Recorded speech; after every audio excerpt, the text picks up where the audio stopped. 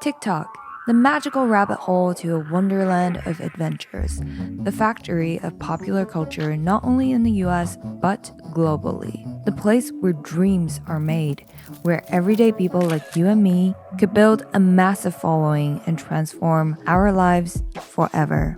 The origin of almost every popular song, trend, meme, fashion style in the modern age, the accused manipulator and abuser of user information, as well as the proclaimed most dangerous geopolitical weapon designed by China. Keystroke patterns or rhythms. So they're monitoring your keystrokes, which means they know every thing you type. Wow. If the CCP tells ByteDance to turn over all data that TikTok has collected inside the US, even within Project Texas, do they have to do so? You damn well know that you cannot protect the data and security of this committee or the 150 million users of your app.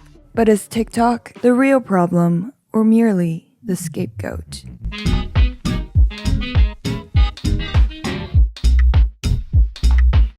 At the midst of the heat of TikTok becoming banned, actually, way before that, I've been familiarizing myself with why TikTok is such a quote-unquote evil app. For many reasons you already know.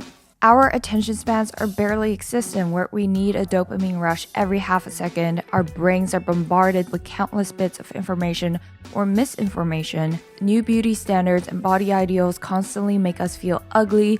New microtrends pushing us to spend more and consume more and waste more. Yes to all of the above. But I actually want to stab this conversation, perhaps through another angle.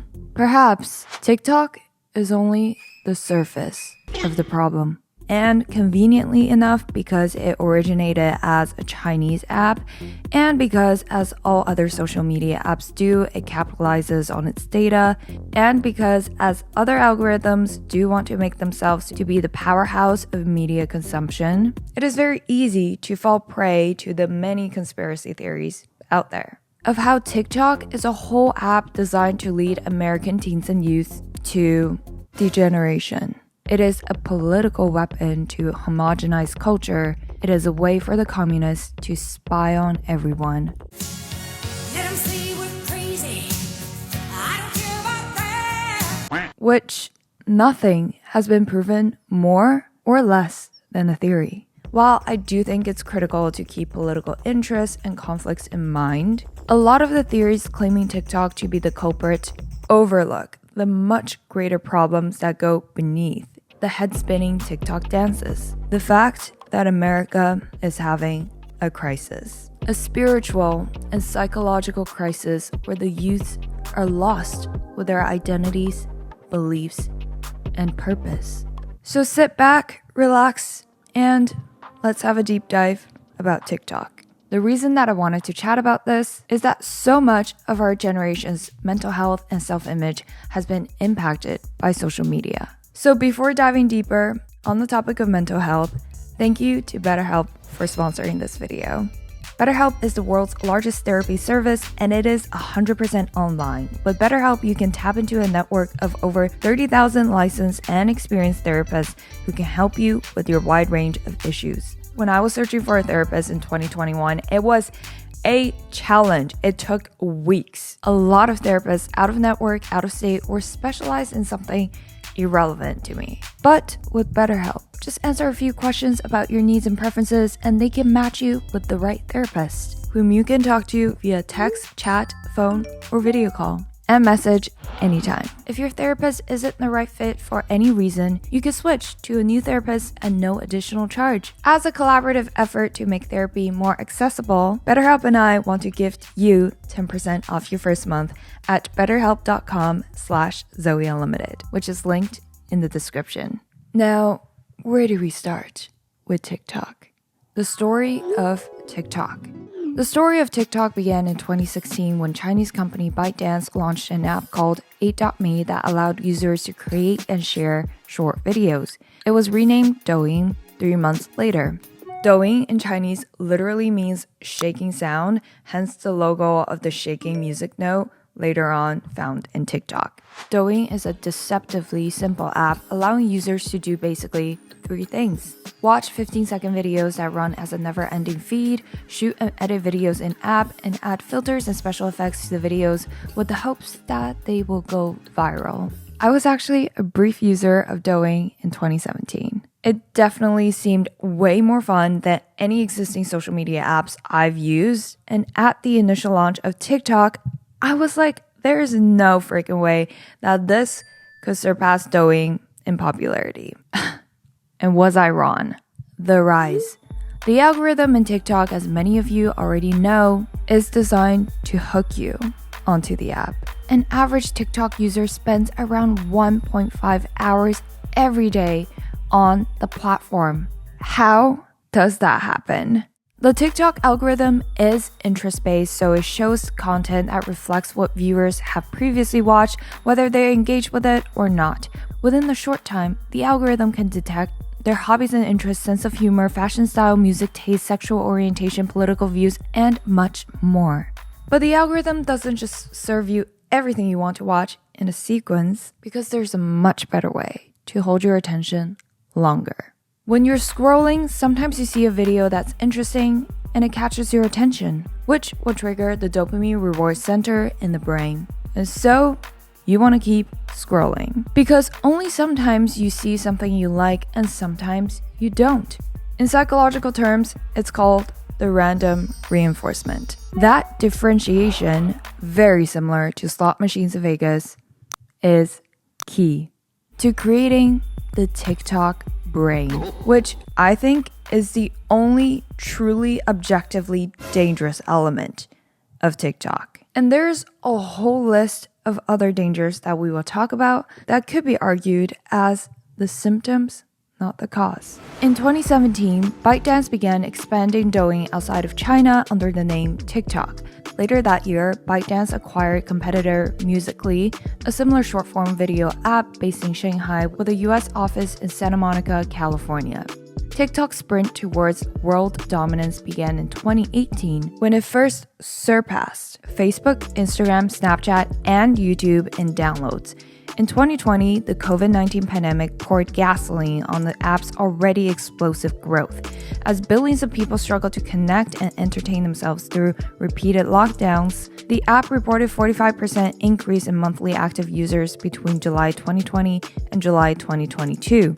As of March 2022, TikTok has over 3.5 billion downloads and over 1 billion monthly users. TikTok was the most popular app downloaded globally in 2020 and 2021. The secret sauce to the untamable growth of TikTok? Timing, the powerful algorithm, and an existing weakness in the targeted users.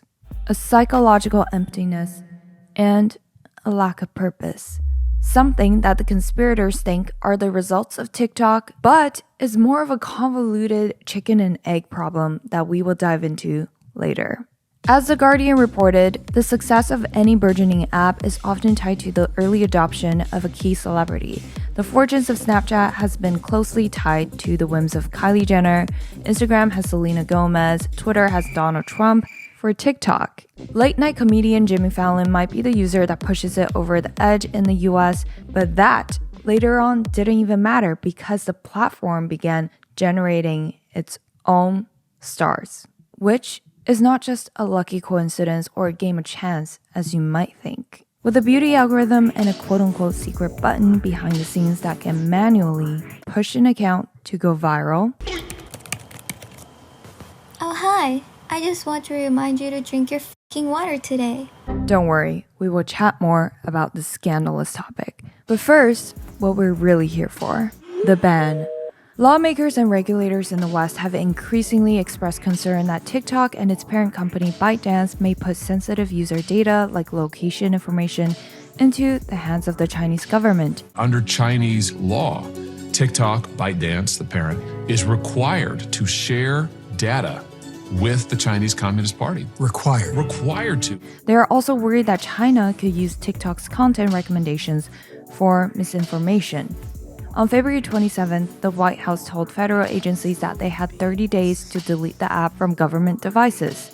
A growing number of other countries and government bodies, including Britain, Canada, France, and New Zealand's parliament, have also recently banned the app from official devices. Many colleges, like the University of Texas, Austin, Auburn University, have blocked it from campus Wi-Fi networks. And if it sounds like deja vu, it's because not that long ago in 2020, rumors swirled that the US may ban TikTok. Meanwhile, TikTok positioned itself to be sold back to American companies. They instated an American CEO, ensuring that its data centers are not in China, and separated TikTok's American operations from its parent company. But that seems to be not enough. In recent weeks, the Biden administration has called on TikTok's parent company, ByteDance, to either sell the app completely or potentially face a ban in the US because of concerns about data privacy and national security. On March 23rd, TikTok CEO Shou Zichou, or Zhou Shouzi, was grilled for 5 hours about the app's relationship to its parent company and China's potential influence over the platform in a testimony before the House of Energy and Commerce Committee. I'm sorry, I may not understand the... So if I have a TikTok app on my phone and my phone is on my home Wi-Fi network, does TikTok access that network?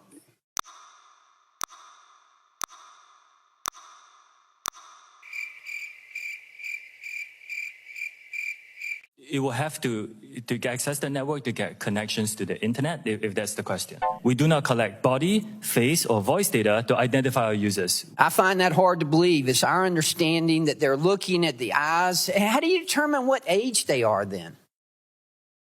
We rely on age gating as our key age assurance. Age gating, which is when you ask the user what age they are. We have also developed some tools where we look at their public profile to go through the videos that they post to see whether... Well, that's creepy. Tell me more about that. It's public. Mr. Shou, that video was posted 41 days ago. As you can see, it is captioned me as F. This video has been up for 41 days. It is a direct threat to the chairwoman of this committee, the people in this room, and yet it still remains on the platform. And you expect us to believe that you are capable of maintaining the data security, privacy, and security of 150 million Americans, where you can't even protect the people in this room? And with that, I yield back. Can I respond, Chair? Oh, we're going to move on. While almost around the same time, 2 new bills were introduced: the Deterring America's Technological Adversaries, or DATA Act, and restricting the emergence of security threats that risk information and communications technology, or Restrict Act. Both seem to defend national security by reviewing and blocking any transactions involving foreign information and communications technology that pose national security risks, but will fundamentally change how the internet and free speech work, under the proclaimed purpose of protecting everyone from the evil deeds of TikTok. Calling this a TikTok ban was brilliant political theater on our government's part. So in summary, this bill can effectively ban anything the government deems inappropriate extremely quickly without warning. The ramifications of this range from breaking up mass communication methods to even watching the cameras in your home, aka spying on you. It really is that bad, and I am not speaking in hyperbole. They so wanted everybody to see this bill as just a TikTok ban. The real terrifying part of all of this, as if that all wasn't terrifying enough, is that the bill goes on to state that this will happen by the president appointing a secretary of communication. That secretary then forms a group on their own without any voter input whatsoever. This group can have meetings behind closed doors. They don't have to disclose anything. They can ban and deem anything inappropriate or a risk to security at any moment in time. And if they do, they can go through your instant messages, your emails, texts, basically anything that uses the internet, and they can censor it. People are like, I don't care if TikTok gets banned. I hate TikTok. In reality, this bill is going to change privacy on the internet and give the government full control of any app or website that it wants to take control over.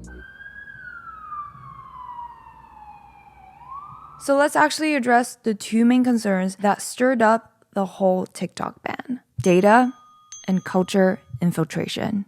Data debate.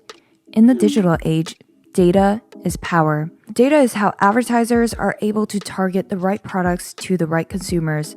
Data is how companies predict trends and support logical economic decisions. Like the many social media apps on your phone, TikTok can collect lots of personal information from its users.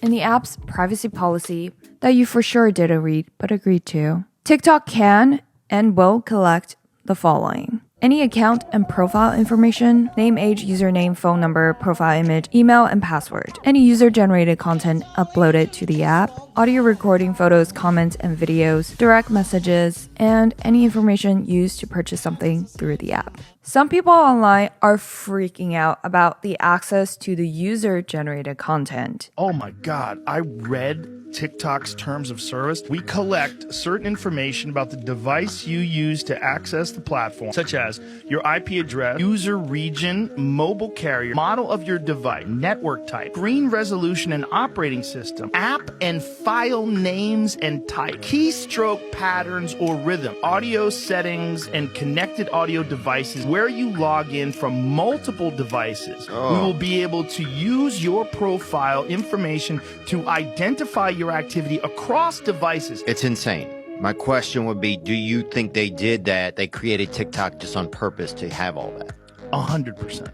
Wow. You can tell he has no idea how this works. That's why he's making it sound very scary. Like, oh my God, they have access to my photos and videos?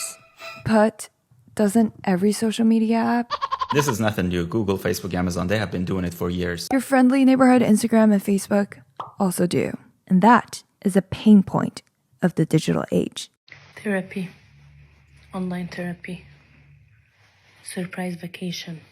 Whether we like it or not, nothing is so private anymore. One scary speculation, not just about TikTok, but basically every social media app out there, is how the microphone is used. For example, if you don't even have a pet, but purposely talk about cats several times with a friend, pet food ads and content might just slip into your Instagram feed, which has happened to multiple people I know.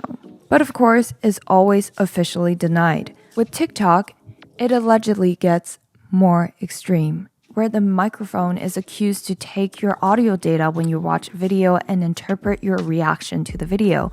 For example, did you laugh or did you stay extremely silent? Nothing is officially proven, but a quick fix is to just turn off the microphone access to the app. But the bigger question that people are asking is, why does TikTok want this information? Is it really simply to serve better content to keep users longer on the app? And to the conspiracy theorists who believe that there must be a strong tie to China, is this TikTok scheme to infiltrate and dominate culture? Infiltrate popular culture. Literally every viral song, dance, outfit, joke, meme can be traced back to TikTok in one way or another.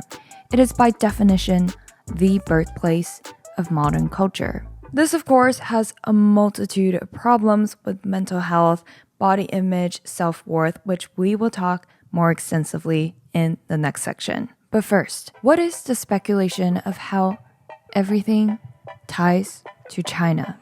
To better understand where the conspiracies are coming from, we first need to touch up on a little history on China and how it controls its own media. Propaganda since the Mao era is known for its constant use of mass campaigns to legitimize the party and the policies of the leaders. Historical tragedies such as the Cultural Revolution are examples of the collective sentiments that propaganda can stir up. And past propaganda encouraged the Chinese people to work hard and be diligent by emulating government-approved role model workers and soldiers such as Lei Feng. Even up to today, foreign media is heavily censored in China. So how does this tie back to TikTok? Well, it is not news that TikTok has some or many questionable content, not just content that seems dumb but ultimately harmless, but content on crime, sex, degenerate clips. The Benadryl challenge was a challenge where people would basically take a ton of Benadryl. Now, why were they doing this? Because apparently it would cause hallucinations. But you know what else taking a ton of Benadryl causes? Death.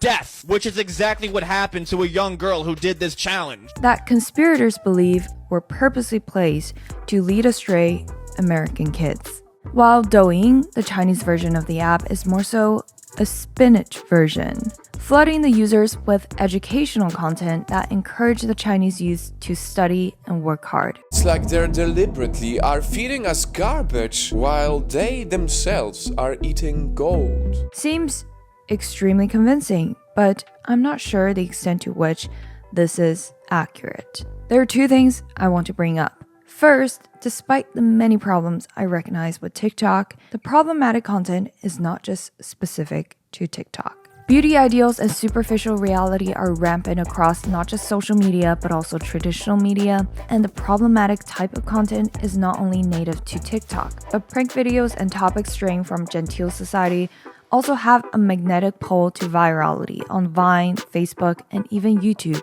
with the platform still in an early growth stage and its algorithm and policies catching up to the many more years of lessons that platforms like Meta could learn. TikTok has also become a lot stricter and, although not perfect, censoring more of these non-kosher content. The bigger question is, why are Americans' teens drawn to this type of content in the first place? The Blackout Challenge, aka the choke game, was a challenge where people would basically make themselves stop breathing so that they would pass out unconscious. I'm not making this up, this was a real thing. It didn't directly start on TikTok, but this trend made it more popular on the app. And surprise, surprise, 7 kids died trying to do this challenge. Which is the core question we will answer at the end. Second, as someone who used Douyin before, I personally did not experience a flood of spinach content.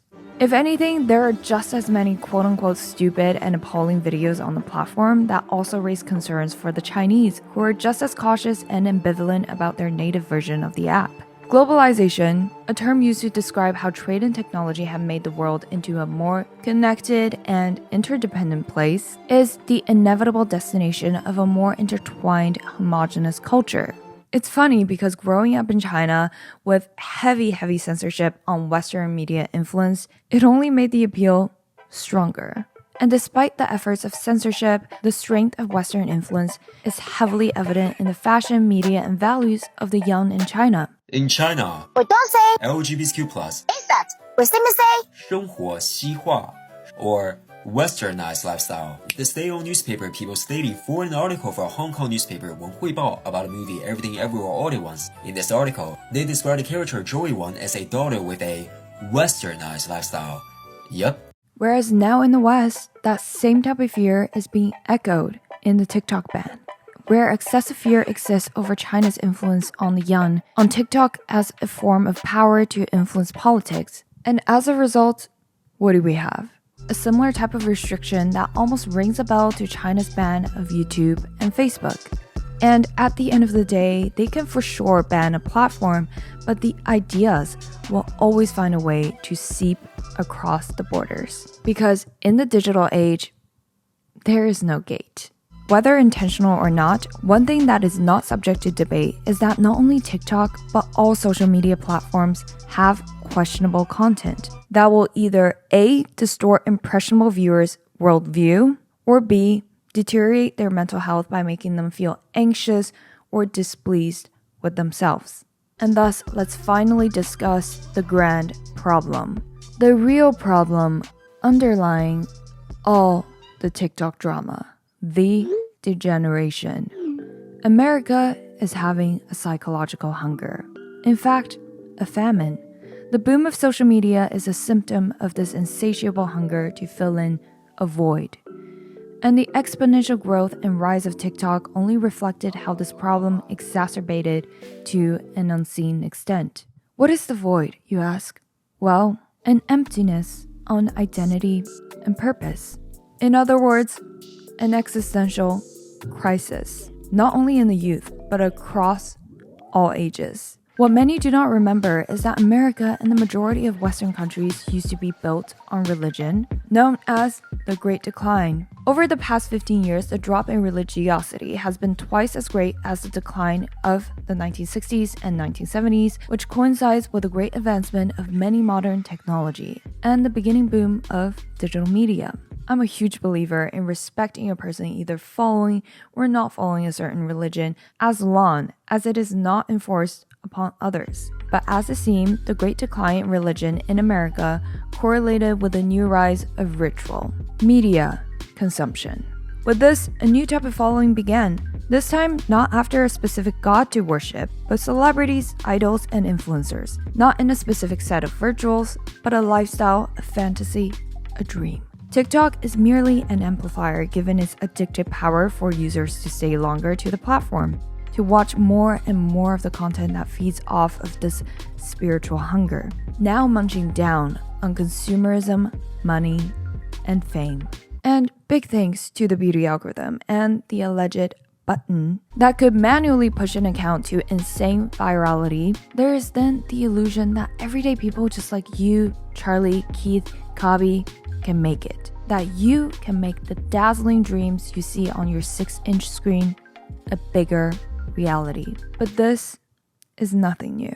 With every successful social media platform, stars have been birthed and given unseen levels of fame and success. The Emma Chamberlains and James Charles of YouTube, the models of Instagram, the Charlie D'Amelio, Addison Rae, Kabi Lame of TikTok, and the boom of TikTok echoed every generation's desperate need to feel different. The mass adoption of new social media platforms flows through continuous cycles. From MySpace in 2005, moving to Facebook in 2008, then to Instagram with a brief interlude by Snapchat in about 2014. Because no one wants to feel that they're still playing the leftover games that their moms and grandmas played. No kid born 20 years later would find TikTok as a cool thing anymore, just like how you don't repost your mom's Facebook timeline highlights. Like every other generation before us, we feel the need to prove ourselves different, cooler, better. When in reality, we are just doing the same thing our parents did, the same thing their parents did, only with a new platform called TikTok. The format might be different, but the substance is the same. So if anything, I don't think TikTok is the be-all end-all source of all the problems associated with this generation of youth. It simply serves as the magnifying glass of all the underlying crumbling issues.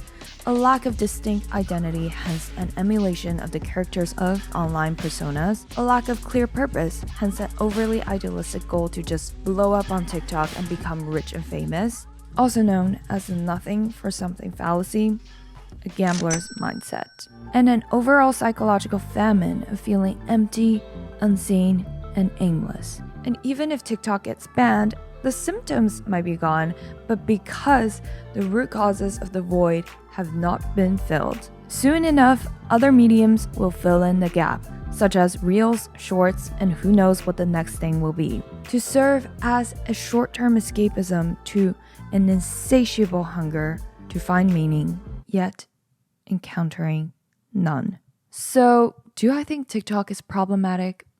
Absolutely. But it only is the tip of an iceberg to the central problem of a cultural and spiritual hunger in modern society. And the actual value of TikTok, when used with intention, is not just entertainment, but also education. With the vastness of user base and the potential of knowledge share, the platform can be a valuable source of education where anyone can be a creator and join the conversation. So aside from the conflicting political interests that might have dramatized TikTok's negative impacts, when looking at TikTok as a platform, no, it is not the problem, but the brutally honest lens to bring the real problems to the surface. And yes, it is the problem, in the sense of its addicting dopamine-enforcing nature that feeds off the already worsening societal psychological emptiness. So that's my 2 cents. There's still so many things I want to discuss, but my throat is on goddamn fire. So like and subscribe for future content, and comment your requests for any topics I missed. See you next week.